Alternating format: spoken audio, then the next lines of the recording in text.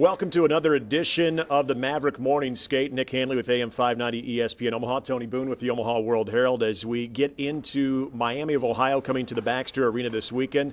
UNO moving up in the rankings, number 17. Miami now in the top 20 at number 20. And Tony, first of all, let's look back at a weekend that started off very promising for UNO against North Dakota. This was a weekend that we knew could be dicey given the injury situation, but still getting out of there with a split. All things considered, I think Friday night couldn't have gone any better for UNO than what it did. The guys were even coming out of the game saying that might have been the best game that they had played all season.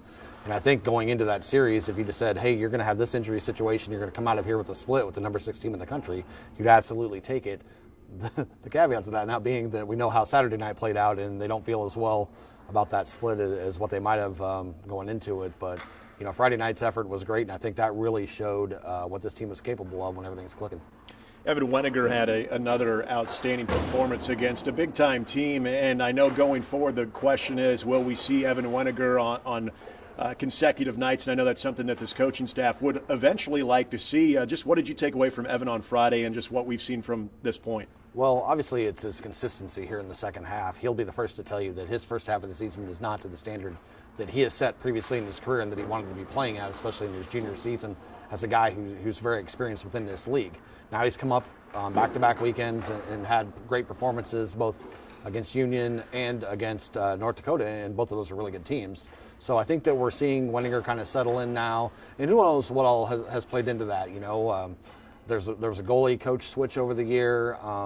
The entire staff is different. The system is different that's played in front of him.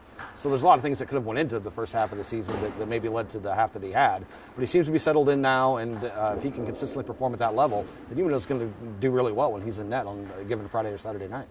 We look at a very positive start to the second half of this season. We'd go back to the sweep of Union, getting a split against North Dakota. Now Miami comes to town, and it's interesting when we look at the pairwise right now. This gives you an indication of the strength of the NCHC. You've got 7 out of the 8 teams in the top 16, with Colorado College not too far away at number 21. So Miami, kind of a product of another team where the bottom half of this league historically, there's no weak spot anymore. The bottom's getting better, and now everybody just seems like they can get you on any night. Oh, absolutely, and I think that's the thing about this league that is going to continue. What we've seen is since the first year or two of the league, the bottom has risen to meet the top, and the top really hasn't gone anywhere. And this year seems to be even more of that than what we even probably thought possible, because to have it be at the point where like almost everybody in the league is ranked, and if you're not, you're knocking on the door every single week, and it seems like a sweep is almost nearly impossible in this league anymore, no matter who you are and what your track record is.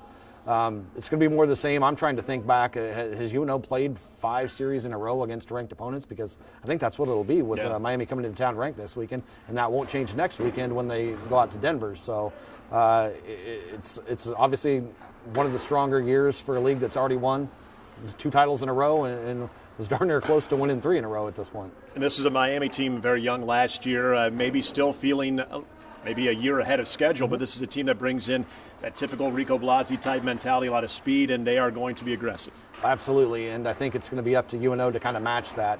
And I'm going to guess that after Saturday's performance against North Dakota that we're going to see a pretty good effort on Friday night. You don't want to sit on that one for 6 days like they're going to have to this week.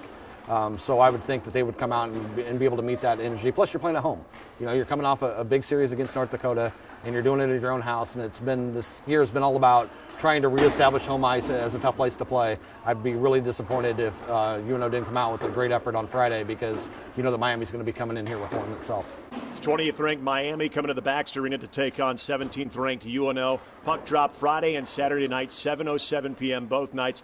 You can get a full preview of this weekend with Tony on Omaha.com and the Omaha World Herald. We look forward to talking to you next week. Once again, it's UNO taking on Miami. It's been another week of the Maverick Morning Skate.